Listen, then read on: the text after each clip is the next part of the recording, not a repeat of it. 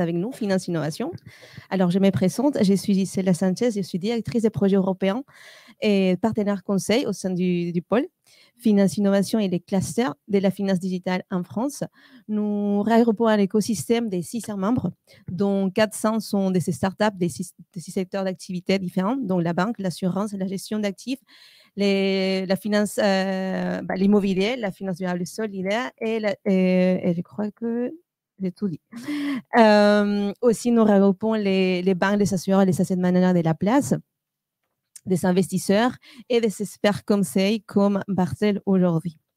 Notre objectif est justement d'animer cet écosystème, de créer des partenariats entre nos membres et aussi du business et en plus, et bien évidemment, aussi accélérer l'innovation dans le secteur de la finance digitale en France. Donc, je vous remercie et maintenant, Mathieu, je vous passe la parole pour nous dire plus sur cet event. Merci Gisela. Bonjour à tous, je suis très heureux d'être avec vous.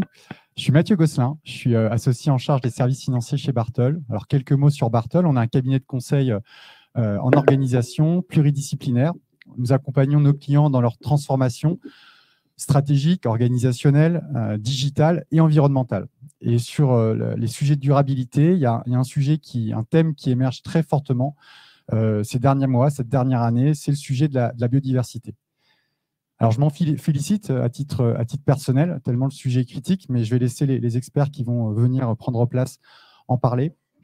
À titre professionnel, en tant que professionnel de la finance, c'est un enjeu qui va être critique et très fort. Très fort parce qu'on verra que les enjeux sont très variés et complexes, que la capacité à monitorer les impacts, pareil, est très difficile et que le cadre méthodologique, il est en cours de construction. Donc, toutes ces difficultés, ces enjeux, c'est autant de sujets passionnants et critiques dont nous devons nous saisir dans les prochains mois et prochaines années. Donc, c'est pour ça qu'on est très heureux de recevoir notre panel d'experts. Je vous remercie d'être présents et de nous donner de votre temps. Je voudrais aussi remercier Finance Innovation et les AFR, les acteurs de la finance responsable, avec qui on a co-organisé cet événement. Et puis, je voudrais aussi vous remercier, vous tous, présents ici au Palais Brongniart et en ligne, d'être avec nous, ce qui témoigne de tout l'intérêt du sujet. Je vais passer la parole à Andri, manager chez Bartel en charge de la finance durable. Merci beaucoup, Mathieu. Bonjour à tous également. Donc, je suis André Ratsim-Barajon, donc manager au sein de la communauté services financiers chez Bartel. Je suis en charge de l'offre finance durable pour le cabinet. Et également, je suis vraiment très heureux de vous recevoir aujourd'hui donc pour cette table ronde. Donc, c'est notre deuxième table ronde sur la finance durable et notamment dédiée à la biodiversité aujourd'hui. Donc, c'est une table ronde qui va durer une cinquantaine de minutes. Il y aura une session de questions-réponses, bien entendu, à la fin. Vous serez amenés à poser vos questions à nos intervenants. Et pour les personnes qui sont également en ligne, vous avez la possibilité de poser vos questions sur le chat. Donc, de quoi il s'agit, de quoi on va parler aujourd'hui? C'est vrai que lorsqu'on parle souvent des sujets ESG, d'intégration ESG, la prise en compte des enjeux climatiques a largement été prépondérante. Alors que finalement, on parle souvent du pilier S, le pilier social de l'ESG, qui est le parent pauvre de l'ESG, mais on peut finalement aussi dire que dans le pilier E, le pilier environnemental, la biodiversité, en tout cas les enjeux liés à la biodiversité, sont souvent restés dans l'ombre des enjeux climatiques. Alors qu'on voit aujourd'hui qu'il y a un lien, on va dire, indéniable entre climat, biodiversité et réciproquement. Par ailleurs, on voit aussi une forte émergence du sujet, c'est-à-dire de la prise en compte, de la prise de conscience, de la dépendance, en tout cas de notre économie, de notre société, à la biodiversité. Il y a déjà des études qui sont menées depuis plusieurs années qui montrent effectivement que, par exemple, plus de 50% du PIB mondial est dépendant de la biodiversité et des écosystèmes. Donc voilà, donc vous l'aurez compris, donc il s'agit aujourd'hui d'un temps de sensibilisation sur le sujet de la biodiversité, donc qui est un sujet critique et qui est un sujet, on va dire, assez complexe. On a décidé de l'aborder de manière collaborative, c'est-à-dire qu'on a positionné la biodiversité à la croisée de différents métiers des services financiers, donc du financement, de l'investissement, mais également à la croisée de différents, de la chaîne valeur de la finance durable. Voilà, donc moi j'ai la chance aujourd'hui de recevoir 4 experts de la finance durable et de la biodiversité pour en parler avec vous. On va aborder cette thématique sur 3 angles. Le premier, c'est finalement qui serait de se dire comment est-ce qu'on concilie les enjeux de la biodiversité dans la sphère financière. Le deuxième angle qui serait finalement de dire aussi quel est l'impact pour les acteurs des services financiers et finalement quel est leur rôle. Et puis la troisième angle, ce serait de dire finalement la biodiversité, est-ce qu'on va au-delà de la donnée ESG? Voilà. Je vous propose d'accueillir chaleureusement donc, nos 4 intervenants, Anne-Claire, Marguerite, Tao, Mathieu. Je vous invite à me rejoindre. Je vais mettre là, Claire.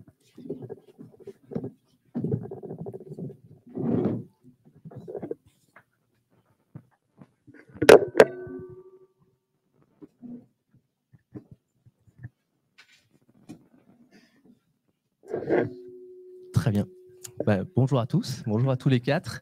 Peut-être qu'avant de nous lancer dans le vif du sujet, je vous invite à faire un rapide tour de présentation pour vous présenter les uns les autres auprès de notre audience. Marguerite, je te laisse peut-être démarrer. Oui, bonjour, merci à tous. Merci à Bartol et Finance Innovation pour organiser cette table ronde sur un sujet qui nous est particulièrement cher à tous les 4.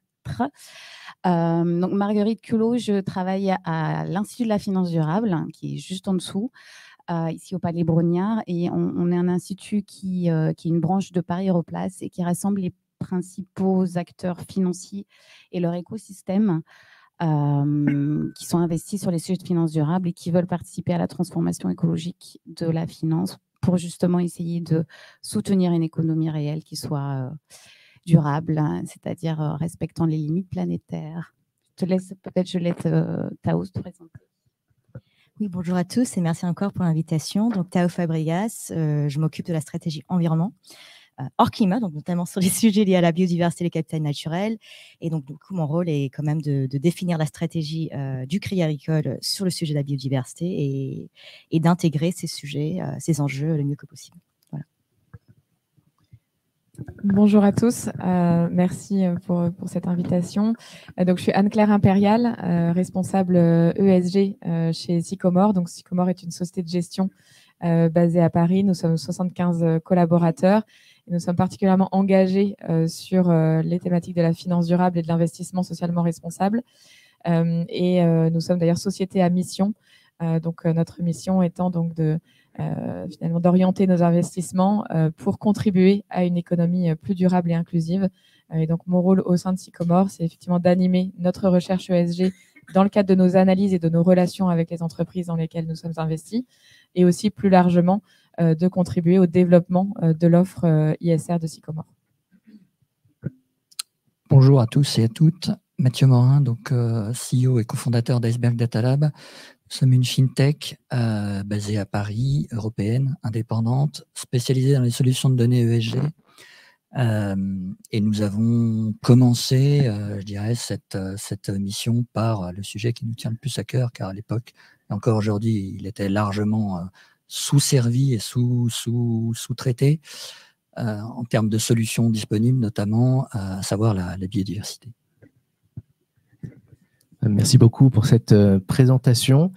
Je vous ai évoqué tout à l'heure les 3 thèmes autour desquels on pourrait échanger sur la biodiversité. Par contre, lorsqu'on a préparé un peu cette table ronde, on est venu aussi à une conclusion assez rapide de se dire qu'il fallait quand même qu'on présente ce qu'est la biodiversité, qu'on sache de quoi on parle, parce que finalement, c'est un sujet complexe, assez technique.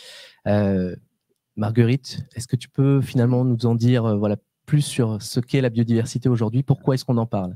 Bien sûr, avec plaisir. Donc, la biodiversité, c'est l'ensemble du vivant sur Terre. On dit généralement que c'est la diversité des espèces, la diversité des écosystèmes, donc de l'environnement dans lequel ces espèces vivent, y compris nous, êtres humains.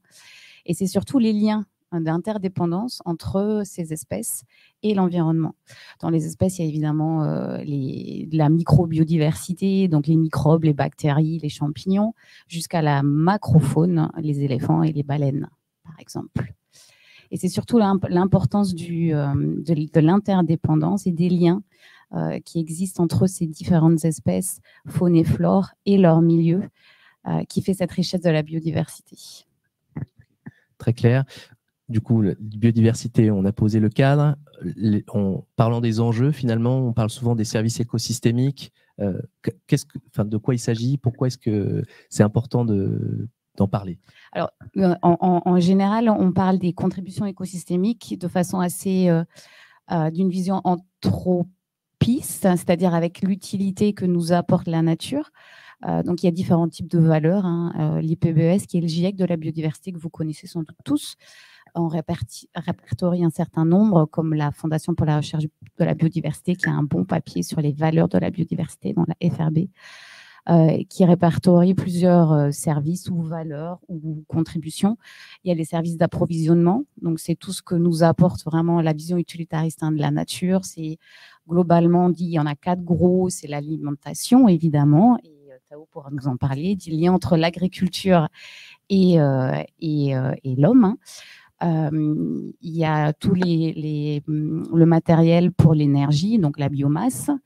Il y a évidemment tout le secteur, la pharmacie, la pharmacopée que nous rend la nature. Et puis, il y a l'habillement, les fibres. Donc, tout ça, il y en a plein d'autres, des services d'approvisionnement que nous rend la nature. J'avais noté un chiffre. Il y a 2,4 milliards de gens qui dépendent du bois, selon la FAO. Donc, on voit bien aussi le lien d'interdépendance entre nos sociétés humaines et la nature. Il y a un autre service c'est le service de régulation.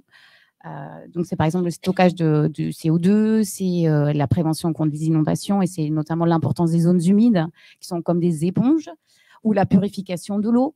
Il y a les services de support et les services de support, on voit le lien avec le climat. C'est le cycle du carbone, par exemple, c'est la formation des sols, c'est le cycle de l'eau ou des nutriments.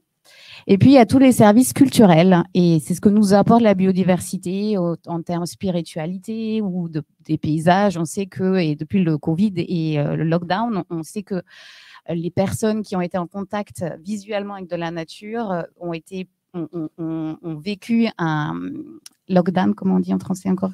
Un confinement, merci. Un confinement plus serein. Donc, on voit bien tous les services que nous rend la nature qui sont ces services-là plutôt utilitaristes. Donc, c'est plutôt une valeur patrimoniale, mais il y a d'autres valeurs et je vous invite peut-être à lire les rapports de l'IPBES qui étaient sortis de mémoire en 2019 ou 2020 sur les valeurs de la biodiversité.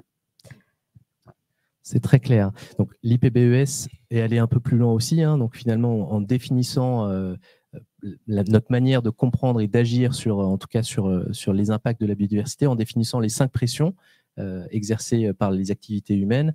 Donc, les 5 pressions, il y a le changement de la nature des sols et des mers, il y a la surexploitation des ressources naturelles, il y a le changement climatique, bien entendu, il y a les pollutions, parce qu'il y a différents types de pollutions, plastique, sonore, etc. Et finalement, il y a aussi les espèces envahissantes. Donc ça, ce sont le cadre déjà défini par l'IPBES pour pouvoir s'approprier un petit peu les enjeux liés aux impacts de l'activité humaine sur la biodiversité et les écosystèmes. C'est bien dans les 5 drivers, ouais, c'est ça. Ok, parfait. Alors, donc ça, on a évoqué un peu les enjeux. En termes de chiffres et d'impact, on avait aussi finalement vu quelques éléments. Est-ce que toi, tu peux donner, finalement, on parle beaucoup de 6e extinction de masse aujourd'hui sur la notion de biodiversité. Qu'est-ce que ça représente? Comment ça se matérialise aujourd'hui? Alors, j'ai quelques chiffres que j'ai notés ici pour être sûr de ne pas me tromper. On peut se rapporter aux chiffres, que ce soit du WWF qui sort des rapports régulièrement qui s'appellent Planète Vivante, qui font un petit état des lieux, notamment de la dégradation de la population des vertébrés sauvages. Je pense que l'année dernière, il me semble, avant la COP15, ils ont sorti un dernier rapport qui fait état de réduction de 69% de population des vertébrés sur Terre. Sachant que, peut-être je vais vous dire vite fait, rapidement ça, qu'il y a finalement très peu d'animaux sauvages sur Terre. Si on reprend la globalité au niveau global, on a, de mémoire, si je ne me trompe pas, 67% d'animaux d'élevage, on a 30% d'êtres humains et on a 3% d'êtres vivants sauvages. Donc, du coup, ça ne représente pas beaucoup. Et on sait qu'il y en a énormément qui sont en danger. Ça, c'est l'UICN, un autre organisme qui s'appelle l'Union internationale pour la conservation de la nature, qui est aussi une organisation qui est assez importante quand on s'intéresse à la biodiversité, qui rassemble un certain nombre d'associations et d'experts et de représentants de populations autochtones, ainsi que des gouvernements qui veulent s'impliquer dans le défi biodiversité. Et cela mesure assez régulièrement l'état de la biodiversité sur Terre en recensant des listes rouges de la biodiversité comme des listes vertes de la biodiversité, qui, comme leur nom indique, les listes rouges font état des espèces en danger d'extinction ou en danger de conservation. Et puis les listes vertes, c'est plutôt les espèces ou les écosystèmes qui vont bien ou qui vont mieux. Et eux, ils font état, et comme l'IPBES, de chiffres comme 75% d'espèces terrestres qui sont dégradées. Et là, on verra bien aussi le lien avec les sols et tout ce que cela nous apporte, nous, êtres humains. 66% des espèces marines sont dégradées. Et c'est là aussi où on voit que le cadre mondial qui vient d'être adopté à Montréal en décembre dernier, qui a posé un nouveau cadre international pour la préservation de la nature, est important, et notamment dans son objectif de préservation de 30% des espaces naturels, marins et terrestres. Et un autre chiffre aussi, c'est que depuis une vingtaine d'années ou une trentaine d'années, il y a une disparition qui est notable de coraux de mer chaude, et on sait la nécessité de conserver ces coraux, ces espaces coralliens, notamment pour la résilience face aux événements climatiques extrêmes. Et c'était juste aussi peut-être un lien entre la nature, la préservation de la nature et le défi climatique qui nous attend ou qu'on vit actuellement, et qu'on voit bien que en fait ces deux défis, climat et biodiversité, sont les deux faces d'une même pièce, comme on a l'habitude de dire. Très clair. Merci beaucoup, Marguerite. Peut-être pour finir sur cette notion d'introduction de la biodiversité, pour la jonction avec le monde financier, donc il y a aussi des études qui ont été publiées récemment, une qui était très intéressante, finalement, faite par la Banque de France, qui indiquait que plus de 40%, en tout cas, des actifs financiers détenus par les services financiers au sens large sont déjà dépendants, en tout cas, de la biodiversité des écosystèmes. Et puis, indépendamment de ce que j'avais introduit en début de notre session sur le fait que, ça c'est la Banque mondiale, je pense, qui a fait cette étude-là en indiquant qu'il y avait 55% du PIB mondial qui était dépendant de la biodiversité des écosystèmes. Donc voilà, on voit bien qu'il y a cette interaction assez forte, cette dynamique plutôt négative qui est en train de s'enclencher, mais de voir comment est-ce que ça va se répercuter dans notre activité économique financière et puis finalement notre activité tout court. Donc voilà, donc ça c'est ce qui fera finalement notre introduction sur la biodiversité, et donc je vous propose de passer un petit peu sur nos thématiques du jour. La première étant comment est-ce qu'on concilie aujourd'hui donc les enjeux de biodiversité dans la sphère financière. Voilà. Peut-être pour affiner cette question-là, ce serait de se dire, on parle de climat, on parle de social. C'est quoi la place de la biodiversité parmi les enjeux climat, social qu'on connaît déjà? Peut-être qu'on peut resituer la biodiversité et tous ces enjeux dans le cadre des limites planétaires, parce qu'on sait qu'elles sont identifiées. On sait que grâce à si on ne dépasse pas ces limites planétaires, nos sociétés se porteront bien, notre économie du coup se portera bien. Il y a quand même déjà sur les 9 limites planétaires, 7 qui sont presque dépassées ou dépassées. Et la biodiversité, elle infuse un peu toutes ces limites planétaires, comme le climat par ailleurs. Et donc, je pense que c'est aussi intéressant de resituer le défi biodiversité dans le cadre de ces limites. Donc, tu l'as indiqué, l'économie dépend presque, en fait, on pourrait même dire que 90% de l'économie dépend indirectement de la biodiversité. Et donc, du coup, la finance doit forcément s'intéresser à ce sujet-là, et on le verra avec les co-panélistes. Donc, je pense qu'effectivement, l'économie peut être impactante pour la biodiversité, mais elle peut aussi être positive pour la biodiversité. Et c'est aussi l'intérêt en tout cas, c'est l'objectif, et je reviens sur le cadre mondial qui a été posé en décembre, c'est de reconquérir de la biodiversité, donc régénérer la nature à l'échéance 2050 et du coup être nature positive, c'est un terme anglophone, excusez-moi, ou pro-nature, qui n'est pas vraiment défini à l'international, mais qui peut l'être, c'est-à-dire reconquérir de la nature, essayer d'impacter moins et surtout de conserver, régénérer les sols, régénérer de la nature, travailler sur la forêt, travailler sur tous les écosystèmes dont l'économie dépend. Je ne sais pas pourquoi j'arrive ici, mais je me souviens plus de ta question, André. Mais le lien, finalement, la place de la biodiversité parmi les différents enjeux. Ok, d'accord.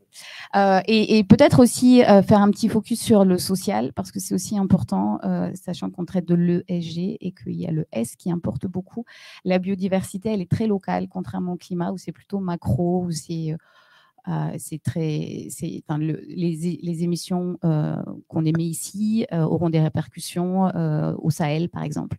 La biodiversité, si on la perd ici, on la perd ici. Et c'est tous les services et contributions qu'elle nous rend qui seront impactés. Et donc, nous, on sera directement impactés très localement. Et la biodiversité, c'est aussi... donc, c'est un volet très social. Et il faut aussi ne pas oublier que les gardiens de la nature, qui sont surtout les populations autochtones ou les communautés locales, principalement situées entre les deux tropiques, parce que c'est là où actuellement on peut recenser une diversité biologique la plus riche possible, sont les gardiens de la nature, travaillent et vivent dans la nature et ont des choses à nous dire, ont des connaissances traditionnelles à nous apporter, notamment pour trouver des médicaments, pour en tout cas participer à une nouvelle économie qui soit respectueuse de la nature. Donc, je pense que le volet social est encore plus présent quand on parle de la nature. Et il faut vraiment s'intéresser au respect des droits humains et à la collaboration humaine de façon encore plus prégnante quand on veut agir sur la biodiversité et travailler avec elle. Très clair. Je ne sais pas, l'un d'entre vous peut peut-être rebondir sur cet aspect ou... Bon, c'était très complet ce que Marielle vient de présenter, mais j'ajouterai juste 2 éléments supplémentaires. Le premier, c'est de ne pas oublier le lien entre la nature et le changement climatique. Pourquoi ? Parce qu'un tiers des solutions pour le climat dépendent de la nature pour respecter l'accord de Paris. Donc, on parle bien grâce aux puits de carbone naturels comme les océans, les sols, les forêts. Et pour vous donner un chiffre concret, aujourd'hui, il est estimé que 5,6 gigatonnes de CO2 par an sont séquestrés dans des écosystèmes terrestres et marins, ce qui équivaut à 60% des émissions émises par les énergies fossiles ou les émissions émises par les États-Unis. Donc, on parle quand même d'un chiffre qui est assez important.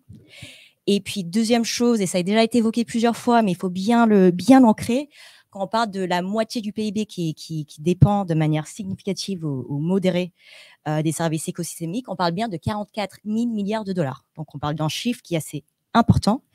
Et pour vous donner un exemple concret, quand on parle de l'agriculture, la production agricole aujourd'hui par an est estimée entre 235 à 577 milliards de dollars.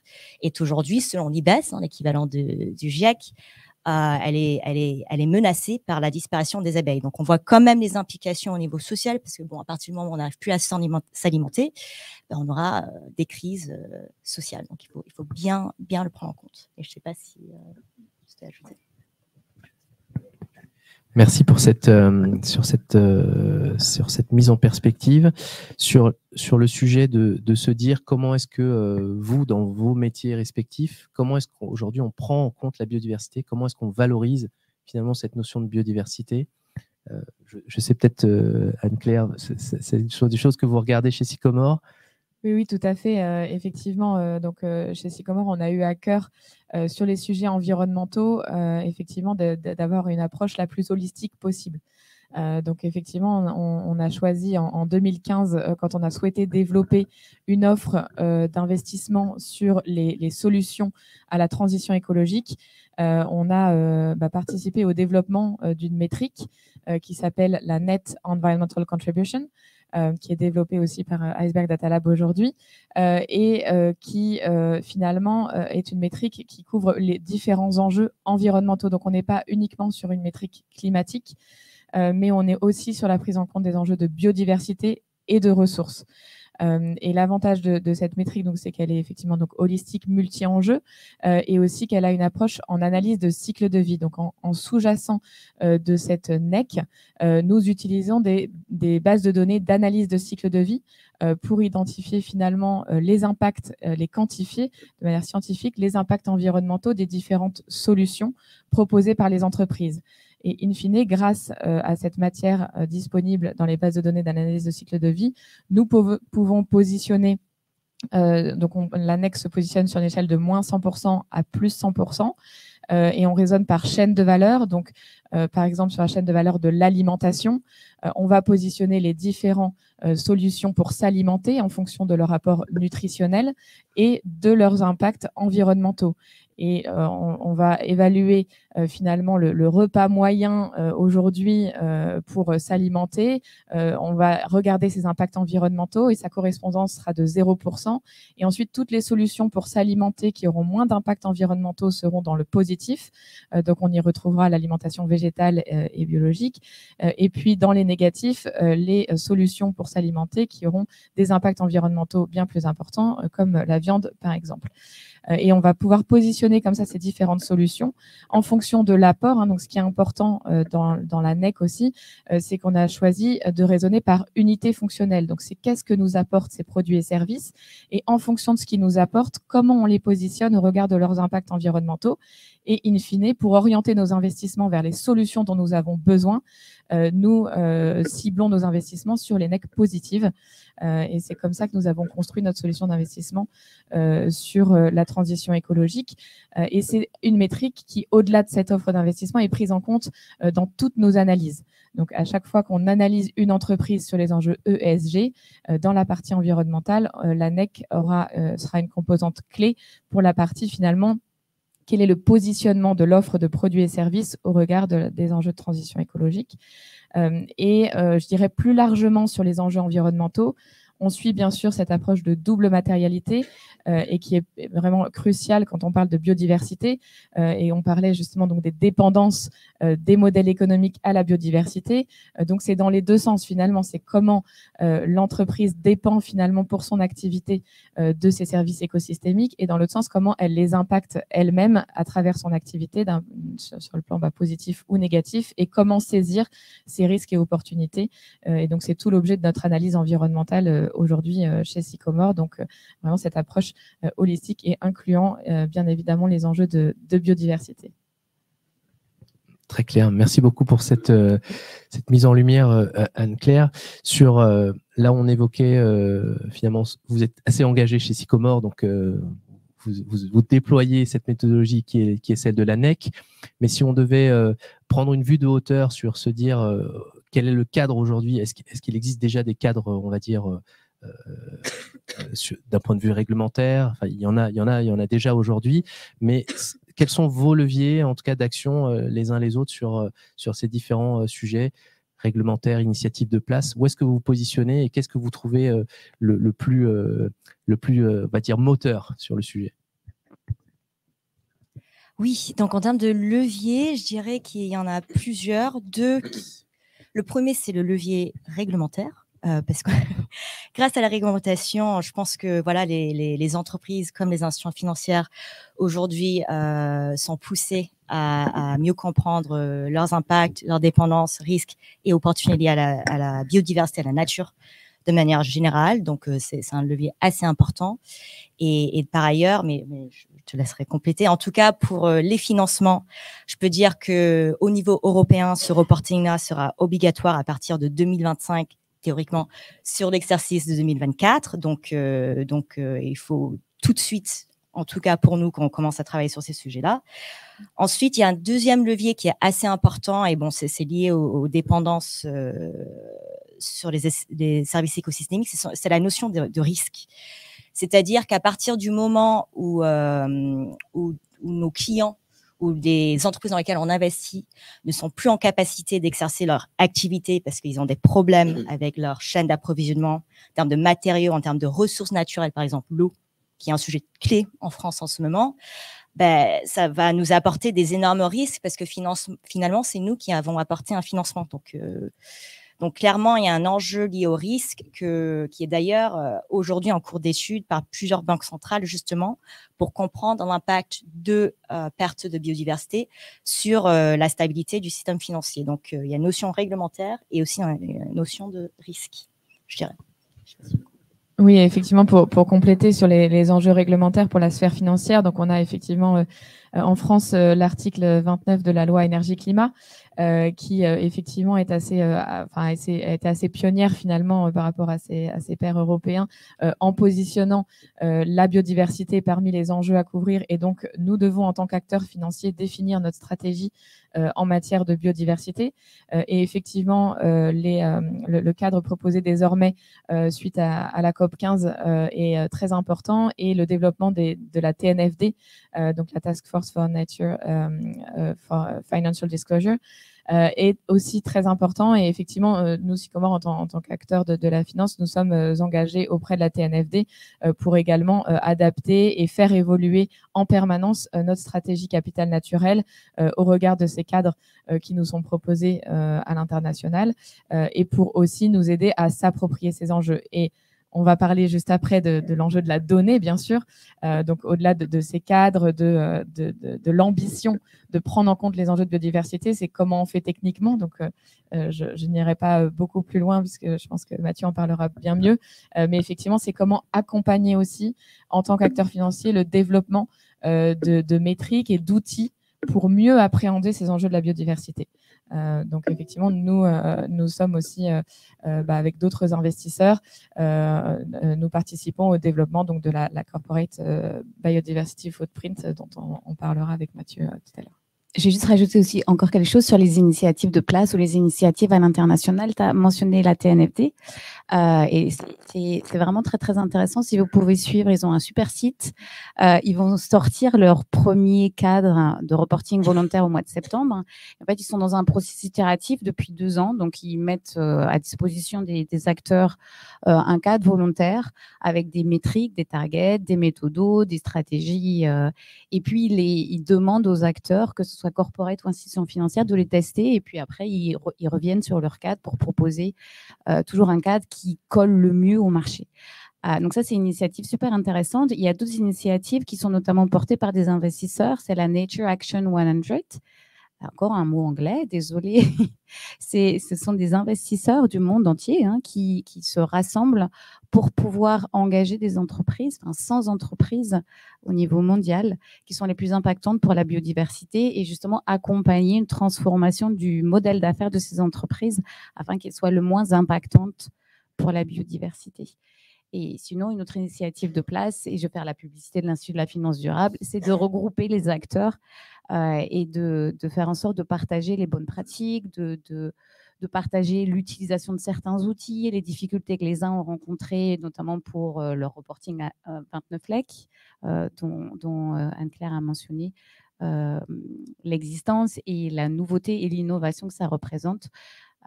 La place de Paris est assez leader. On l'a vu à la COP15. Il y avait pas mal d'acteurs financiers qui ont fait le déplacement, qui ont traversé l'Atlantique pour soutenir l'adoption d'un cadre international ambitieux. Et la plupart des autres acteurs qui étaient présents, que ce soit des corporates, des ONG ou d'autres institutions financières, étaient regardés avec des lumières dans les yeux ou des étoiles dans les yeux, la place financière française qui est relativement en avance par rapport aux autres sur la prise en compte des enjeux biodiversité. Donc ça, je pense qu'on peut en être fier et c'est pour ça que je me permets de le dire. C'est noté. Merci beaucoup. Mathieu, pour ajouter 2 petites choses sur le cadre global, et je vais jouer mon rôle de fournisseur de données et de solutions dont la vocation est de faire gagner du temps à ses clients. On peut citer 2 grands cadres qui ont déjà été mentionnés, et je pense que tout praticien aujourd'hui qui s'intéresse au sujet de la biodiversité doit avoir en tête les contraintes qui vont découler aujourd'hui et à l'avenir du Global Biodiversity Framework, qui est donc l'accord de Kunming-Montréal qui découle de la COP15. Et donc là, je vais vous faire gagner du temps. Il y a 2 targets qu'il faut avoir lus et connaître, qui sont la Target 7 et la Target 15. La Target 15 est la plus globale et celle qui dit au monde privé, vous devez faire des reportings sur l'impact que vous avez sur la biodiversité.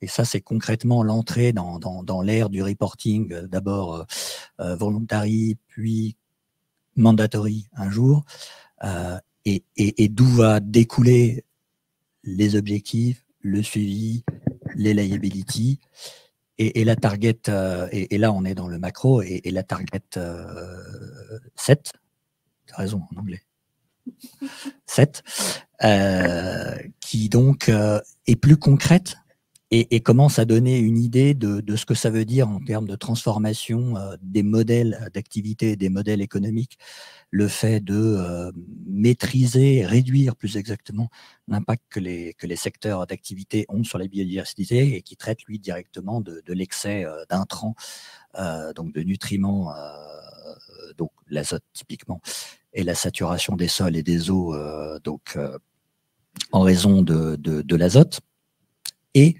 des pesticides, je cite, qui ont le plus d'impact, qui restent les plus dangereux, donc, qui reste une définition qui évoluera avec le temps, qu'on peut comprendre comme étant les pesticides non sélectifs, et on voit que tout ça commence à dresser le chemin vers des actions réglementaires beaucoup plus contraintes et des critères d'exclusion beaucoup plus contraints, ce qui seront à la biodiversité, ce que le charbon est à l'énergie, en fait, et qui vont avoir donc des impacts très, très concrets. Tao évoquait les risques. Voilà, qu'est-ce que ça veut dire en termes de risques si demain, il y a des règles d'interdiction beaucoup plus contraignantes portant sur l'utilisation de ce type de produits chimiques dans un secteur aussi important que le secteur agricole. C'est des choses qu'il faut intégrer aussi bien en termes de risques que d'opportunités. Le deuxième, je ne m'étendrai pas trop longtemps là-dessus, c'est effectivement la TNFD qui est, pour discuter avec beaucoup d'institutions financières aujourd'hui de par le monde, un peu la force motrice en termes d'intégration dans les processus de décision, des prises en compte, de la prise en compte de la nature en termes d'allocation du capital, et donc la façon dont ça s'intègre dans une gouvernance, comme la TCFD. Et là, la recommandation que je peux vous faire concrètement, au-delà, comme l'a souligné Marguerite, de l'opportunité d'aller consulter leur site, qui effectivement est très pédagogique, c'est de lire les pilotes qui ont été concrètement publiés, qui peuvent vous donner une idée aujourd'hui de ce qui peut être fait opérationnellement, concrètement, à commencer par celui qu'on a fait avec iCare, qui a rassemblé 4 institutions financières, 2 gestionnaires d'actifs, Mirova et Score, 2 banques, BNP Paribas et Crédit Agricole, et qui concrètement, sur un secteur, le secteur agricole, montre un peu, avec l'état de l'art existant, ce qui est possible en termes de mesure de l'impact sur la biodiversité, d'allocation du capital, d'acteurs très différents en termes d'approche et d'angle, les informations qui restent à collecter, les limites. Voilà, c'était un exercice qui a donné lieu à la publication d'un rapport dont je vous recommande la lecture pour, encore une fois, je dirais, mettre un peu les pieds sur les pédales, voilà, et avancer sur ce chemin. Très clair. Merci beaucoup, Mathieu. Peut-être ce qu'on peut se dire sur cette première session, donc des initiatives de place, il y a une phase d'accélération assez certaine. Les outils de mesure, ça se met aussi également en place. D'un point de vue réglementaire, on est sur plusieurs échelles.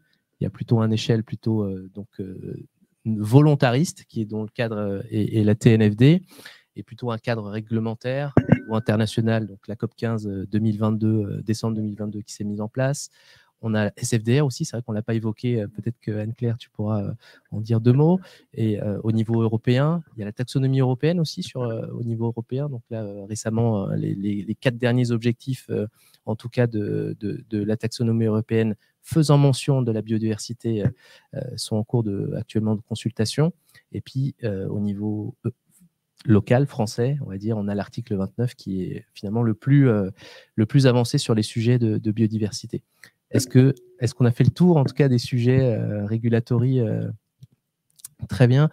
Peut-être ce qu'on peut se dire sur la seconde partie, parce que le temps file avec nous, sur quels sont les impacts finalement de ces enjeux de biodiversité pour vous dans vos métiers, et aussi finalement concrètement quel est votre rôle sur ces enjeux en fait. Je ne sais pas qui veut se lancer sur le sujet. On sera en binôme avec Tao, c'est promis. Donc effectivement, bien sûr, vous l'avez compris, il y a des impacts dans la manière dont on analyse les entreprises, d'essayer de mieux appréhender les enjeux de biodiversité. Et donc concrètement, ça passe aussi par un enjeu de formation. Il ne faut pas nier la complexité de ces enjeux et en même temps, il faut être en capacité de les vulgariser pour pouvoir finalement avoir une certaine appropriation de ce sujet et embarquer l'ensemble des acteurs sur ce chemin de la préservation de la biodiversité. Donc, ça passe effectivement. Alors, dans nos échanges avec les entreprises, finalement, c'est là où c'est le plus facile, puisque les entreprises ont elles-mêmes conscience pour tout ou partie de ces enjeux et on les expertise en interne.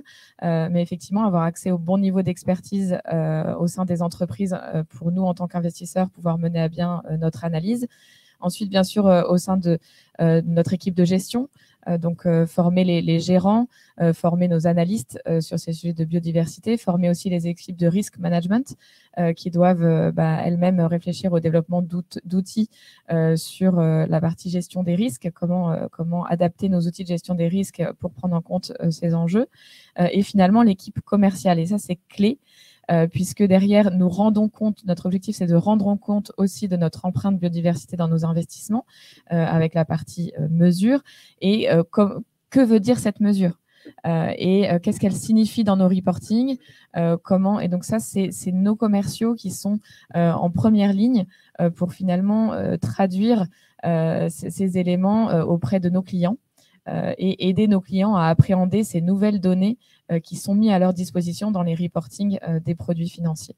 Donc vraiment un gros enjeu de formation à différents niveaux pour que tous les acteurs se sentent embarqués sur ce sujet de la biodiversité.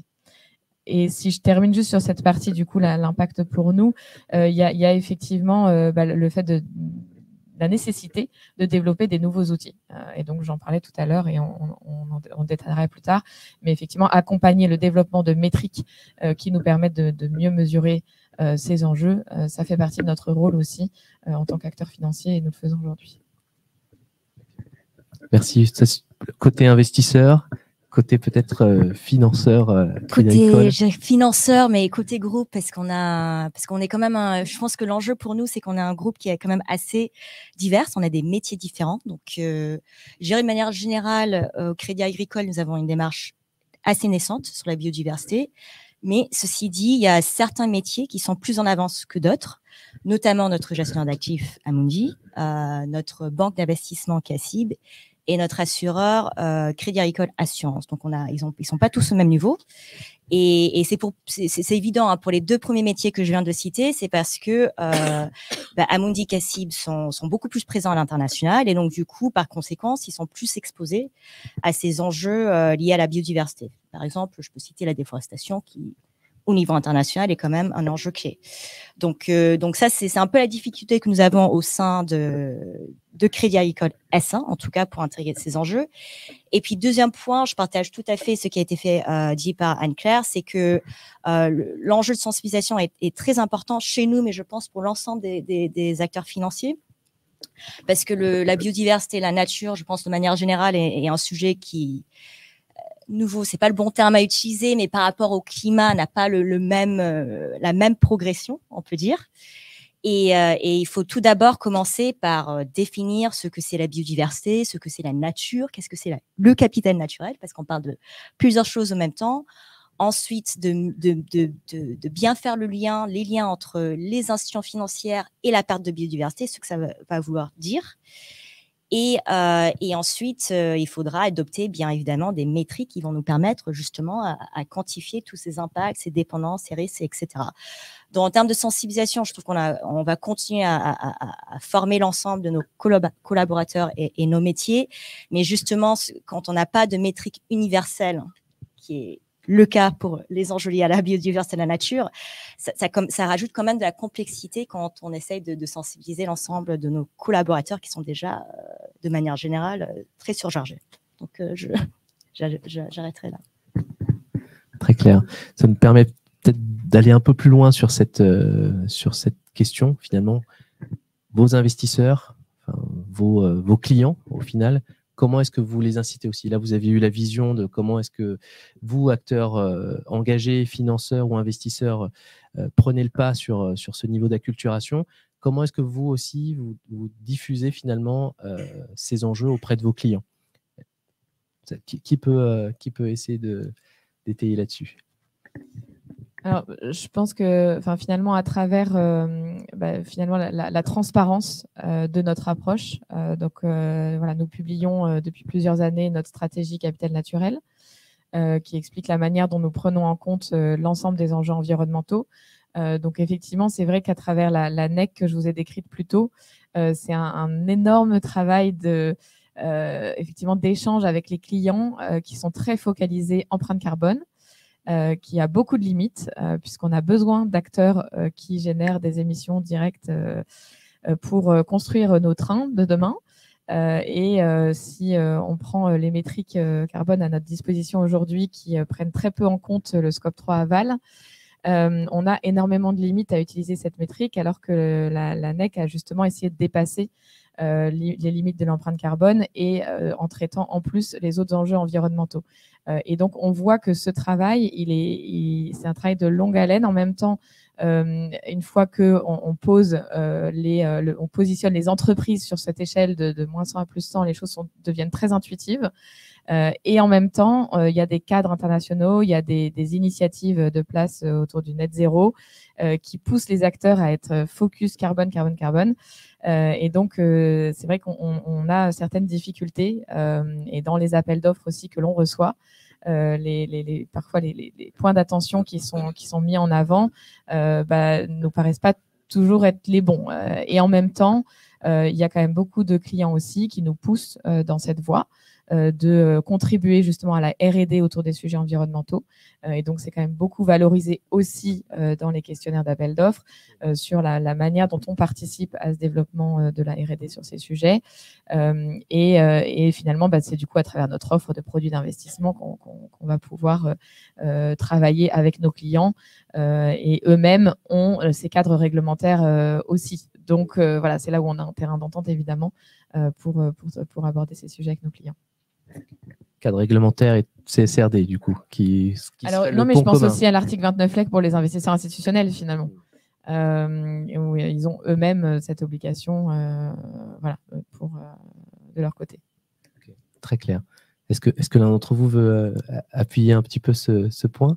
Sinon, je vous invite à passer à une autre thématique qui était finalement ce qu'on se disait. Donc, on voit bien l'importance, en tout cas, de la métrique, de la mesure aujourd'hui. On ne peut pas faire de la métrique sans données. Quelle est la place de la donnée ESG dans vos initiatives, ou en tout cas dans vos activités? Je ne sais pas qui peut essayer. Peut-être Mathieu, tu veux peut-être donner quelques mots sur la... Oui, la donnée, alors, elle est au cœur de notre activité, fournisseur de données. Le rôle d'un fournisseur de données, je dirais que c'est d'être, pour rester sur l'image du vélo, c'est d'être le guidon. Voilà, donc on ne remplace pas le cycliste. Et on ne peut pas donner l'impulsion. Et là, c'est le rôle effectivement des institutions financières qui vont déterminer le niveau d'énergie qu'elles entendent y mettre et fixer le cap. En revanche, sans guidon, vous ne pouvez pas fixer de cap. Vous pouvez pédaler tout ce que vous voulez. Et donc, la donnée, effectivement, est indispensable dans ce domaine parce qu'aucune société aujourd'hui, à ma connaissance en tout cas, ne quantifie, je dirais, de manière objective et selon une norme reconnue, son impact sur la biodiversité. On est donc obligé de la modéliser. J'en profite pour faire une parenthèse parce qu'on pourrait dire à ce moment-là, contrairement au climat, mais il faut être bien conscient que c'est le cas aussi du climat. Personne ne monte en haut des cheminées pour mesurer le nombre de CO2 qui sort, sauf on a visité, pour faire une visite d'équipe avec notre équipe, une centrale à gaz. Là, oui, mais c'est l'exception, ce n'est pas la règle. Donc, tout procède de modèle. Voilà. Et donc, qui dit modèle, dit capacité à quantifier, qui est important pour derrière comparer des sociétés de taille différentes, des produits de toxicité différentes, dans des secteurs d'activité différents. Et dans le fond, fixer des priorités et donc faire de l'engagement, comme le mentionnait Anne-Claire, fixer des priorités qui vont découler potentiellement de politiques d'exclusion à venir, ou, comme tu le soulignais aussi, d'aller identifier les champions de la transition. J'ai failli dire enabler, mais je me suis retenu, Marguerite. Les champions de la transition qui seront les sociétés qui vont proposer des produits ou des processus réduisant donc la consommation de ressources, la génération de pollution, ce qu'on résume dans notre jargon sur la biodiversité par le terme de pression. Bon. Donc ces modèles quantitatifs existent. Ils sont similaires à ce qui est fait sur le climat. Vous partez des activités des sociétés, vous utilisez effectivement des bases de données d'analyse de cycle de vie, ce qu'on appelle des facteurs d'émission.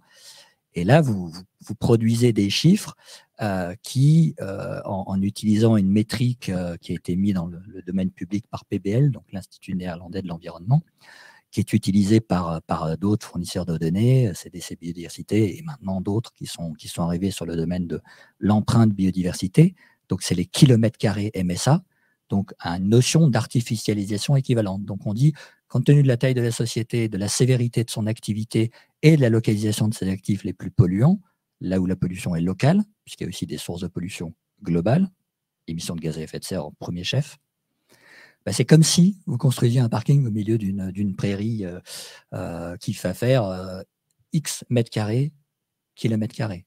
Sur l'ensemble de notre univers de recherche, 3800 émetteurs, si on additionne tout, on arrive à un total d'équivalent d'artificialisation annuelle de terres émergées qui est de l'ordre de 2% de la planète. Si on retraite des multiples comptes, on est autour de 0,8 et donc en termes d'ordre de grandeur, on est à peu près bien calé. On arrive à retrouver des ordres de grandeur physiques cohérents, similaires à ce qu'on a dans le climat et qui permettent donc de se comparer d'un côté pour le climat à l'IPCC, de l'autre côté à ce que nous dit l'IPBES. Ce qui est important, et pour souligner la maturité de ces outils qui permettent aujourd'hui de driver des politiques d'engagement pour aller voir concrètement des sociétés et aller au-delà d'approche, je dirais, est-ce que vous avez une politique, oui, non, d'approche checklist pour aller vers, là, vous êtes Nestlé, si on analyse le sous-jacent de votre activité en termes de matières premières et de commodités, ce qui a le plus d'impact, c'est le cacao. Quelle est votre politique en termes de supply chain de cacao, ce qui change totalement, je dirais, la qualité et la pertinence de la discussion que vous pouvez avoir avec ce type d'acteurs. En revanche, qui dit modèle, dit biais. Et donc là, effectivement, on en revient à l'importance de ce qui a été souligné précédemment, c'est-à-dire la transparence et la transparence sur les biais de la méthode. On publie notre méthode, nous aussi. On a un chapitre dédié sur les limites de cette méthode. Et il est clair, et ça fait partie de l'importance de la formation, c'est que le guidon donc, ne remplace pas le cycliste. Il est indispensable. Mais le cycliste doit aussi monter, je dirais, en compétence pour être capable de suivre son chemin, malgré les chaos qui peuvent exister sur ce chemin, les incertitudes liées au niveau d'information disponible, et à la limite des modèles existants qui aujourd'hui ne peuvent pas tout mesurer. Une des 5 pressions de l'IPBES, c'est les espèces invasives. On ne peut pas la mesurer, ce qui n'empêche pas le fait, quantitativement, ce qui n'empêche pas le fait de pouvoir fournir aujourd'hui un ordre de mérite et de priorité cohérent par rapport à ce que nous dit la science. La partie dans laquelle on est engagé collectivement, c'est un cercle vertueux. L'information permet à des fournisseurs de données de faire des modèles qui permettent à des institutions financières d'allouer leur flux et de faire de l'engagement. Cet engagement va mener les sociétés à davantage de transparence, qui va mener à l'amélioration des modèles. C'est le chemin sur lequel on est engagé, je dirais, le vélo comme le cycliste. Très clair. Merci beaucoup, Mathieu. Le temps file très vite. Il nous reste quelques minutes, peut-être pour aborder notre dernière thématique. Je vous propose d'aborder ce sujet-là. Donc, on a parlé beaucoup donc, effectivement de l'importance de la donnée ESG, des outils de mesure. Si on allait au-delà de la donnée ESG aujourd'hui sur les sujets de biodiversité, finalement, quels outils? On a parlé un peu des limites en termes de modèles, les biais qu'il pourrait y avoir.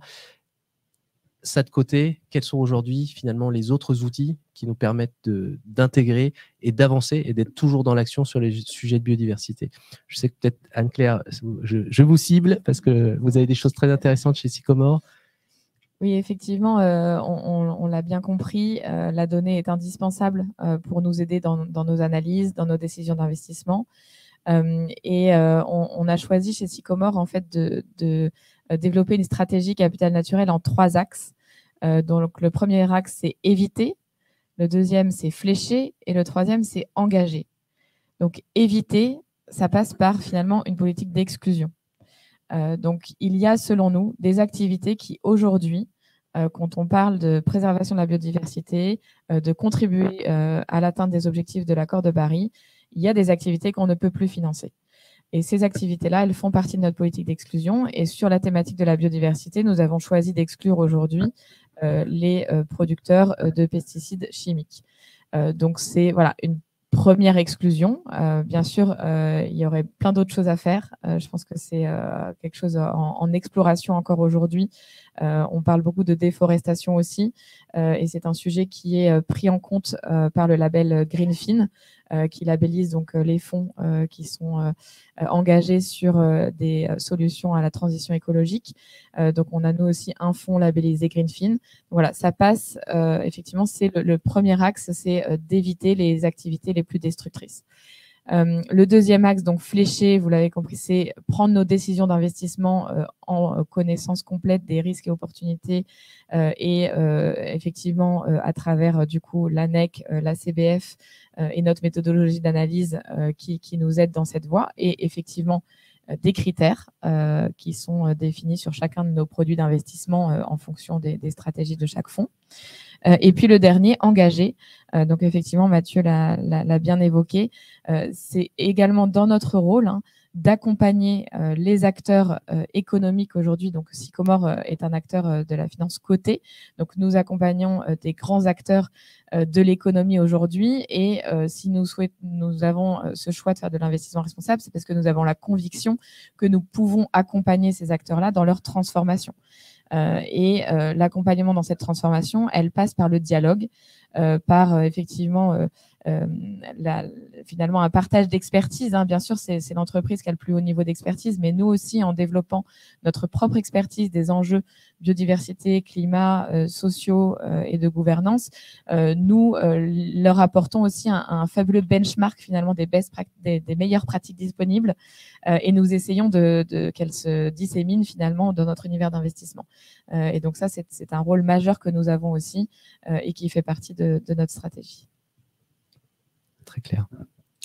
De notre côté, juste pour revenir sur le point qui a été évoqué par Mathieu sur les données ESG, je trouve que c'est quand même important, malgré les limites, la modélisation, etc., d'essayer de quantifier ces impacts, ces risques et ces opportunités le plus que possible, surtout à l'échelle d'un portefeuille de financement ou d'investissement, parce qu'à un moment, il faut faire de l'analyse qualitative, ça c'est sûr, mais la donnée, de quantifier ces impacts reste important.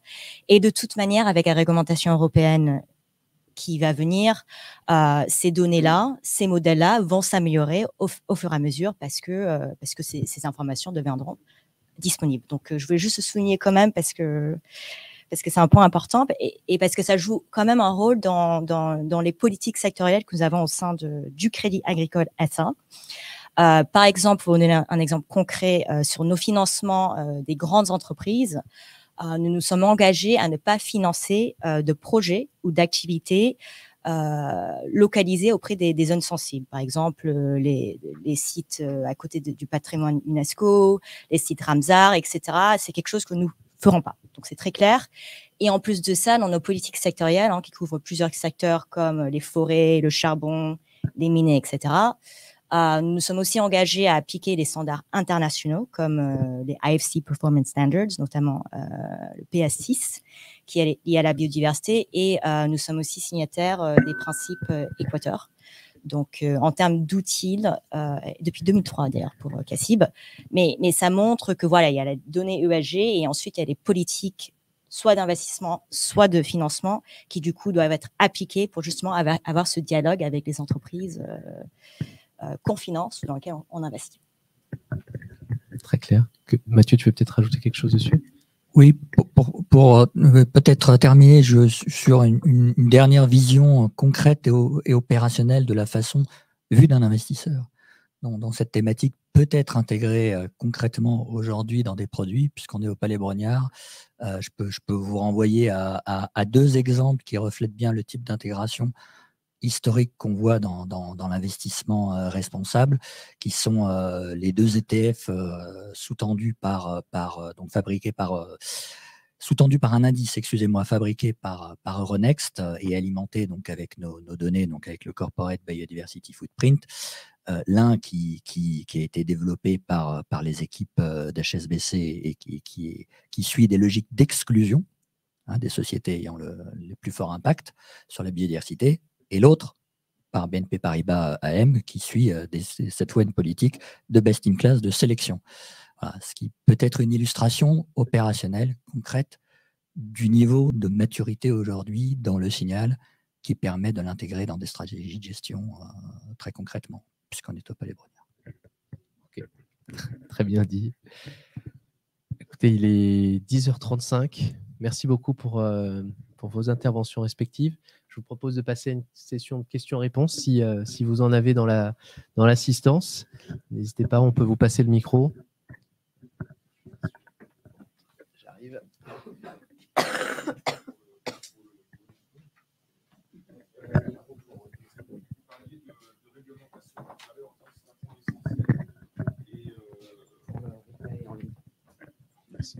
Vous parliez de la réglementation qui est pour vous un point essentiel, sauf que si on prend l'exemple des États-Unis, ils n'appliquent pas du tout la double matérialité du SFDR comme nous. Donc, on va dire que, je ne dirais pas que pour eux, les principaux impacts négatifs, ce n'est pas un sujet, mais enfin, ça n'a pas la même importance que chez nous. Donc, ma question est, comment vous faites justement pour, en collectant les données, je pense que ce n'est pas aussi facile qu'en Europe, pour récolter des données fiables, et je ne parle que de biodiversité, je ne parle pas de CO2, sur la pollution d'un certain nombre d'acteurs, parce que sans ça, on va tomber dans l'exclusion systématique, quoi. Merci de votre question. Alors, d'abord, la façon dont notre modèle de calcul, qui est un modèle bottom-up granulaire basé sur les flux de produits et de services, est bâti et qu'on calcule tout indépendamment de l'information disponible pour ne pas avoir de trou dans la raquette. Voilà. Et donc après, on remplace les données modélisées par des données reportées à chaque fois qu'elles sont disponibles. Et c'est pour ça qu'en parallèle de tous nos indicateurs, on a un indicateur qui s'appelle le Data Quality Level et qui répond à la question quel est le niveau, quel a été l'input utilisé pour faire le calcul, reporté, modélisé sur des données physiques, modélisé sur des données financières, et donc quel est le niveau d'incertitude du résultat final. Voilà. Et donc, on a, selon les géographies, selon les secteurs, un niveau d'information plus ou moins bon permettant de fournir un résultat qui est plus ou moins robuste en termes d'incertitude. Au niveau global de notre univers de recherche, on a 25% des lignes qui sont en Data Quality Level 1 données reportées ou modélisées d'après des flux physiques, ce qui vous donne une idée du chemin qui reste à parcourir, même si dans ce chemin, attention, il y a aussi tout le secteur de services, etc., et des secteurs peu matériels. Mais on observe quand même une proportionnalité entre la matérialité des flux de pollution ou des consommations de ressources et le niveau de reporting, même si évidemment, entre les pays émergents, les pays développés, entre les secteurs industriels et les secteurs collectés, ou les secteurs où les sociétés ont de plus petite taille, la qualité du reporting est hétérogène. Mais il faut être capable de travailler, quel que soit le niveau d'information disponible. Un mot sur les États-Unis, parce qu'effectivement, vous avez raison, il n'y a pas les réglementations européennes aux États-Unis. Il y a quelque chose d'autre en revanche aux États-Unis, il y a la SEC. Et la SEC a quand même mis en décembre dernier une amende à Goldman Sachs, en l'occurrence, qui concrètement avait été accusé d'avoir bâti un fonds sustainable en choisissant d'abord les constituants, puis en disant pourquoi ils étaient sustainable. Je la fais courte, mais c'était ça.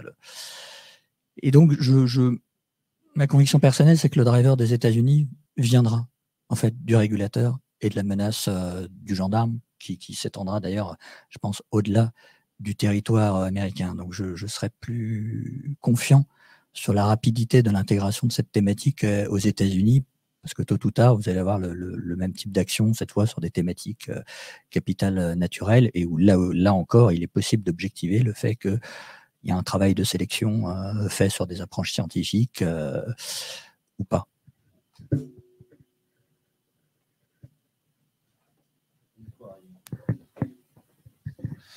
Bonjour. Oui, j'ai une question relativement… on a fait des comparaisons par rapport au climat tout à l'heure.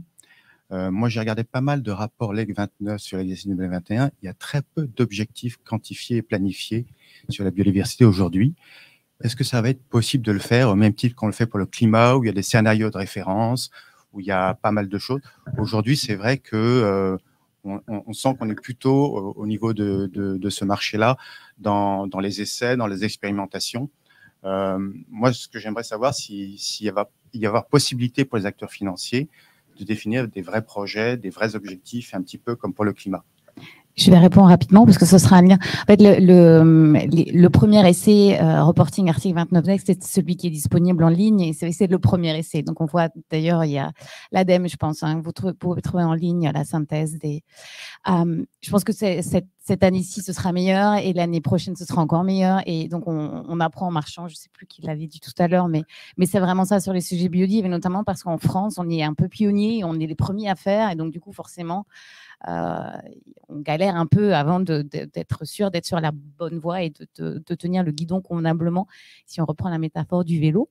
Mais je pense aussi à la TNFD, notamment, dont on en a parlé, et ça va aussi drôlement aider les institutions financières et les corporates à se donner des objectifs. Il y a tout un travail sur les stratégies qui est en cours et qui devrait normalement sortir à l'automne. Donc, il faudra suivre, hein, au-delà de la publication de ce premier cadre de reporting. Ils vont continuer à travailler et à affiner un petit peu tous les outils qui seront mis à disposition du marché. Je pense que vraiment, il faut continuer à suivre cette initiative. Et on aura déjà les premiers outils. Il y en a déjà qui sont disponibles, qui ont fait l'objet, tout à l'heure, on l'a indiqué, de tests pilotes. Vraiment, je vous invite à les lire, comme l'a indiqué Anne-Claire, Tao et Mathieu. Et juste pour ajouter, je dirais que les travaux de place sont quand même très importants, hein. Tous les pilotes qui sont en cours sur la TNFD nous montrent les possibilités qui existent avec les outils actuels qui vont continuer à évoluer grâce à la réglementation. Et je dirais même du côté Crédit Agricole, on est devenu coprésident d'un working group qui s'appelle le Nature Target Setting Working Group. Bon, je le dis en plusieurs mots, mais en gros, c'est un groupe de travail qui rassemble 34 banques au niveau international, justement pour traduire les objectifs qui ont été adoptés lors de la COP15 à des cibles opérationnelles, en tout cas pour les banques. Et donc, c'est très important de pouvoir faire ça au niveau international parce que du coup, on aura plus ou moins la même vision, où on va essayer d'établir un baseline qui est commun en tout cas en trentaine de banques au niveau international. Donc, ça ne sera pas parfait, ça va continuer à évoluer, mais il y a quand même des choses concrètes qui sont en cours d'évolution. Et alors, pardon, il y a aussi toutes les initiatives au niveau bancaire du NGFS que vous pouvez suivre et qui est notamment, qui avait été l'idée aussi par notamment la Banque de France. Il y a un gros spécifique biodiversité et l'approche des scénarios est aussi évidemment au cœur de ces travaux. Donc, ça avance. Peut-être juste pour compléter, effectivement, je pense que voilà, on va progresser avec l'amélioration des données et des métriques à notre disposition sur la partie biodiversité. Maintenant, c'est vrai que chez Sycomore, on a choisi donc la NEC dont je parlais tout à l'heure comme boussole pour notre stratégie environnementale. Donc, elle est développée aujourd'hui par la NEC Initiative, donc qui est une société indépendante, société à mission qui développe la méthodologie sous-jacente et qui travaille effectivement dans sa nouvelle version à encore une amélioration de la prise en compte des enjeux de biodiversité dans la NEC. Et c'est vrai qu'aujourd'hui, on s'est fixé donc un objectif à horizon 2030 d'une NEC sur nos investissements de plus 20% par rapport à plus 11 par exemple à la fin 2022. Donc voilà, quelque chose d'assez ambitieux quand même sur les années à venir pour améliorer la contribution environnementale de nos investissements en prenant en compte la biodiversité. Peut-être prendre une dernière question s'il y en a une dans l'assistance. Oui.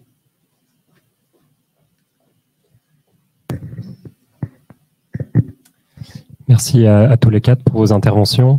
Vous parliez de risque tout à l'heure. Le pendant quand même en finance, c'est le rendement.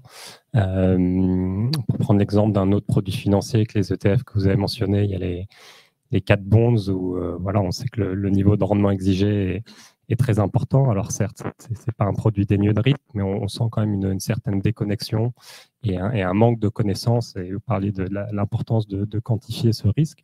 Du coup, j'ai deux questions. La première, c'est est-ce que vous pensez que les données que vous allez pouvoir fournir vont aider à conforter les investisseurs pour partager ce transfert de risque. Et là, je parlais plutôt de risque climatique avec cet exemple, mais est-ce que vous imaginez à terme potentiellement des produits, grâce à de la donnée sur la biodiversité, qui permettraient un transfert de risque entre des associations, des institutions publiques pour que les investisseurs prennent leur part et potentiellement soient prêts à financer ou en tout cas à contribuer en cas d'événement d'extinction de biodiversité ciblée, mesurée, quantifiable. Je vais prendre la première question et je laisserai les praticiens répondre à la deuxième.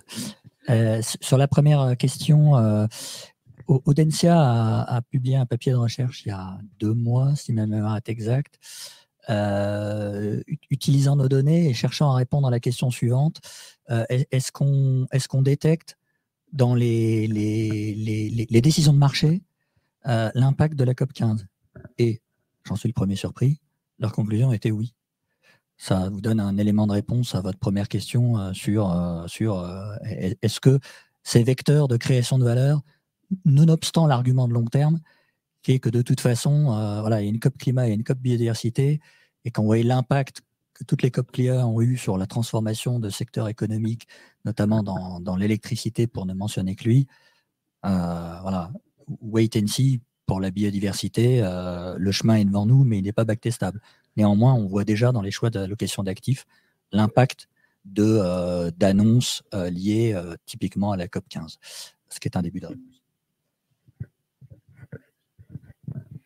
Je vais indirectement répondre à la question. Donc, sur la notion des risques, en tout cas, c'est vrai qu'il nous manque des scénarios communs pour justement comprendre les implications de la perte de biodiversité ou perte de nature sur l'ensemble de l'économie mondiale. Et donc, en tout cas, il me semble que plusieurs banques centrales sont déjà en train de travailler sur cette question-là. Et j'espère en tout cas qu'on aura eu des trajectoires assez communs pour avoir des informations de reporting qui seront quand même comparables, parce que si tout le monde part dans leur propre scénario qui n'ont rien à voir l'un avec l'autre, on va se retrouver dans un cas impossible. Donc, en tout cas, si c'est la TNFD, si ce sont les banques centrales, peu importe, c'est quand même un point important, parce que sans ça, du coup, ça devient très difficile de quantifier ces risques et de pouvoir mesurer les pertes financières potentielles associées avec cette perte de biodiversité. En tout cas, en termes d'opportunités de business, en tout cas, je le tournais comme ça. Dans le premier pilote TNFD qu'on a pu faire avec Iceberg Data Lab, avec les équipes de Mathieu et aussi avec iCare et les autres acteurs financiers, ce qui était surtout frappant quand on pense au système alimentaire, c'est que, selon l'ONU, c'est le système alimentaire, dont on parle bien de la production, la consommation des produits alimentaires qui contribuent principalement à la perte de biodiversité. Et que nous, en tant qu'acteurs financiers, on va faire de notre mieux pour identifier les impacts, les dépendances, les risques, etc. Mais il y a quand même le rôle du secteur public, des gouvernements, qui est assez central, justement, pour pouvoir lutter contre cette perte de biodiversité. Et je donne un exemple concret. Quand on parle de la transition énergétique, par exemple, cette transition n'aurait pas pu être possible sans l'intervention des États, sans des subventions, des feed-in tariffs, etc., qui a permis, de baisser les coûts des énergies renouvelables à un prix vraiment abordable, presque au même titre que les énergies renouvelables. Et donc, je pense que pour la transformation du système alimentaire, pour soit l'agriculture, soit l'agroalimentaire, soit le gaspillage alimentaire, il nous faudra aussi cette même vision politique pour pouvoir y arriver. Et je voulais vraiment le souligner parce que, on a des acteurs financiers qui sont là pour faire ce qu'on peut faire, mais il y aura aussi les gouvernements qui vont devoir faire leur part également. Je voulais juste rajouter un chiffre. Il y a le WWF qui avait indiqué que, juste avant la COP15, que le coût de l'inaction a aussi été, en tout cas, il y a un chiffre qui existe, et il est de 500 milliards de dollars par an si on n'agit pas pour la biodiversité. Il en existait un pour le climat, on en a un aussi pour la biodiversité. Il y a d'autres chiffres qui existent relatifs à la valeur des services écosystémiques, notamment. Donc, il y a plein de chiffres qui existent et qui montrent qu'il faut agir. Et on l'a vu là ce matin, il faut agir en collaboration parce que c'est un sujet complexe qui est pas, qui qui n'est pas inabordable. Je pense qu'on peut tous agir chacun à notre niveau et les institutions financières comme les corporates, comme le citoyen peut agir pour la biodiversité et je pense qu'il y a certains chiffres qui existent qui le prouvent et qui le montrent, notamment parce que c'est risqué de ne rien faire. Voilà, je voulais juste dire ça en conclusion. Merci beaucoup. Mathieu, Anne-Claire, Tao, Marguerite, merci beaucoup. On va conclure cette table ronde sur cette note. Et merci à vous d'être venus si nombreux aujourd'hui pour cette table ronde. On espère que ça vous a été utile et que vous serez de bons relais sur le sujet de biodiversité, voilà, qui sera forcément, on en reparlera dans quelques mois à nouveau. Merci à tous et puis à une prochaine alors. Merci.